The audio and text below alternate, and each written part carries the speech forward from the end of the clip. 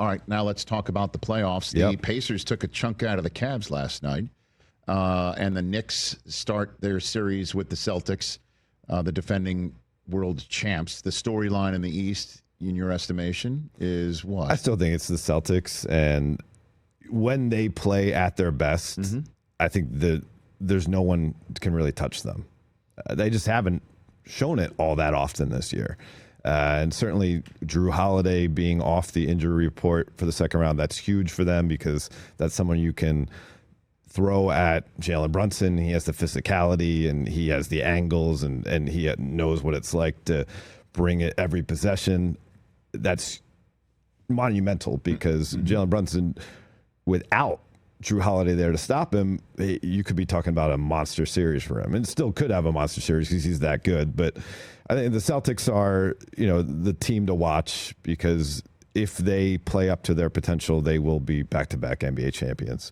But it doesn't mean that the other series isn't super compelling. I want to see what happens with Darius Garland.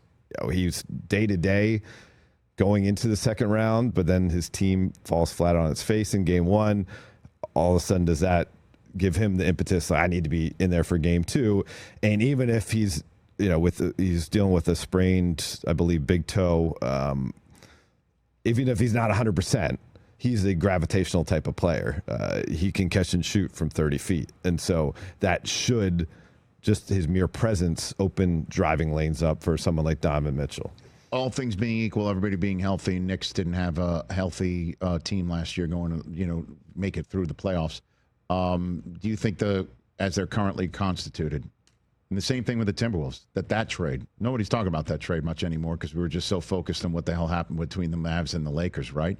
That trade, would you say both teams are better equipped to make their runs right now? Which team is better equipped to make their run over the other? What's your 2 cents on that subject matter? Yeah, I do think Karl Anthony Towns is the most talented player of the three that was involved in that deal. We're talking about DiVincenzo and Julius Randle going to Minnesota and Towns going to New York.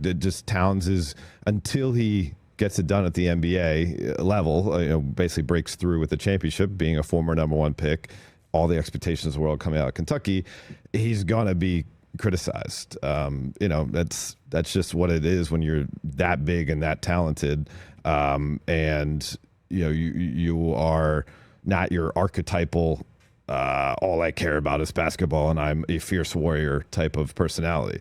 And so that said, though, he has all the skills and all the size to deal with, whether it be Kristaps Porzingis, whether it be Al Horford, whatever they're going to go with, Sam Hauser even in minutes with that team.